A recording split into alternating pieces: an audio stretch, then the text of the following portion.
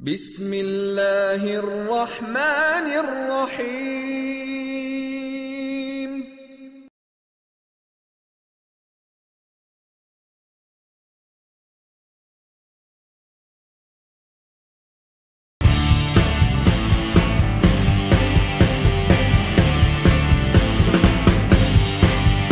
Hey sports fans, I'm your host Faisal Zaidi and welcome to Sports Zone.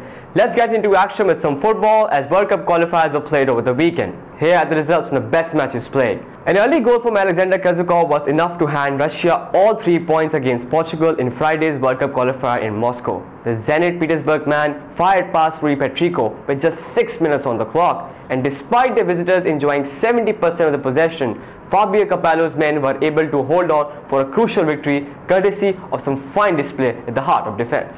Italy claimed a hard-fought 3-1 victory over Armenia during their World Cup qualifier at the Hazardan Stadium on Friday to extend its lead at the top of the Group B. Andre Pirlo opened the scoring in the 11th minute with a penalty kick, but a relentless response from Armenia saw the hosts deservedly draw level through in-form Henrik just before the 30-minute mark. The home side continued to put Italy under large amounts of pressure in the second half, but headers from Daniel De Rossi and Pablo Osvaldo sent the Azzurri on their way to all 3 points. Spain stretched its unbeaten run in the World Cup qualification matches to 47. The world champs eased to a 4-0 victory over Belarus courtesy of a hat-trick from Pedro and a first-half goal from Jordi Alba. The Barcelona striker scored a superb treble for Vinci Del Bosque's side as Spain put a fine performance to secure all 3 points and make it 2 wins from 2 in Group I. Now, Germany was simply too strong for Republic of Ireland as it ran out 6-1 winners in the World Cup qualifiers at the Aviva Stadium on Friday to solidify its position at top of Group C. Marcos Rosas set Germany on its way with the opener after 32 minutes before adding a well-taken second 5 minutes before half-time. A Mesut Ozil penalty, a clinical Meresov corners finish and a pair of long-range strikes from Toni Kroos piled further misery on the Irish, whose only response came from an Andy Carrick header with the last kick of the game. England destroyed football Meno San Marino by condemning them to a 5-0 defeat at home. A crowd of 84,000 saw Wayne Rooney and Danny Welbeck doubles and Alex Oxlade-Chamberlain's debut international goal, condemning the world's joint worst team to a 5-0 humiliation. However, there was a sore note for England as well as Arsenal in the shape of a serious injury to Theo Walcott. He was on the receiving end of a horrible challenge in the 4th minute from San Marino goalkeeper Aldo Samucci, who charged out of his area and jumped up and clattered to the on-rushing winger in the ribs. Now we head to South America, where 2 goals from Lionel Messi were the key for Argentina as they won in style over Uruguay, dominating their neighbors in a 3-0 thrashing. Sergio Aguero was the other man to get on the score sheet in a brilliant second-half flurry, which puts the Argentina back at top of the World Cup qualifier competitions at the halfway stage. Now, staying in South America, Brazil secured a comfortable 6-0 victory over Iraq in Sweden through a changed starting 11, dominating the game without the presence of a recognized number 9. The match saw the return of Kaká, who was brilliant through the match, scoring as well as creating goals for his teammates.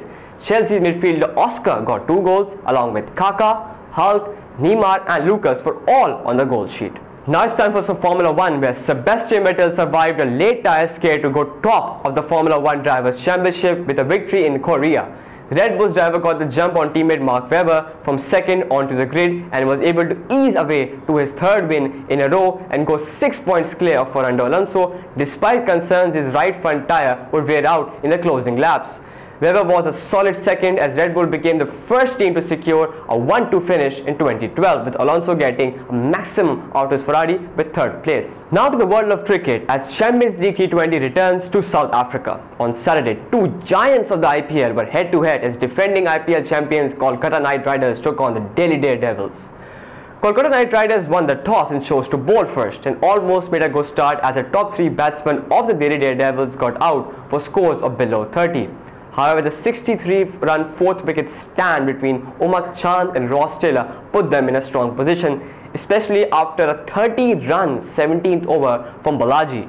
The West Indies spin ace Sunil Narayan also took 3 wickets. Now, the Kolkata Knight Riders made a horrendous start as Irfan Pathan and M. Morkal dismissed their top 3 batsmen with just 3 runs on the board. The Knight Riders batting maestro Jack Ellis got struck on the hand and was retired hurt. From then on, Tiwari, Yusuf Pathan and Bhatia tried to steady the inning, but it was not enough as Knight Riders could manage just 108 runs, chasing a target of 160. Now on Sunday, two-time IPL champions Chennai Super Kings were defeated by the Sydney Sixers in a high-scoring affair.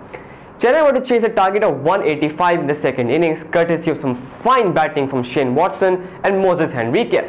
Chennai responded through Deepan Elias, who made 43, Suresh Raina, who made 57, but it was not enough as the former IPL champs fell 14 runs short. Now it proved to be a bad Sunday for the Indian teams, as the other match of the evening saw the Lions defeat the Mumbai Indians by 8 wickets. Now time to wrap up things with some tennis, as Andy Murray wasted 5 championship points as Novak Djokovic gained revenge for his US Open final defeat with a thrilling triumph at the Shanghai Masters. The Serbian somehow stayed alive in the second set, breaking when Murray was serving for the match and then winning a remarkable tiebreak 13-11. And the world number 2 broke the Scots' resolve in the decider to claim a 5-7, 7-6, 6-3 victory in 3 hours 21 minutes. It was two-time defending champions Murray's first defeat in the Shanghai in 13 matches.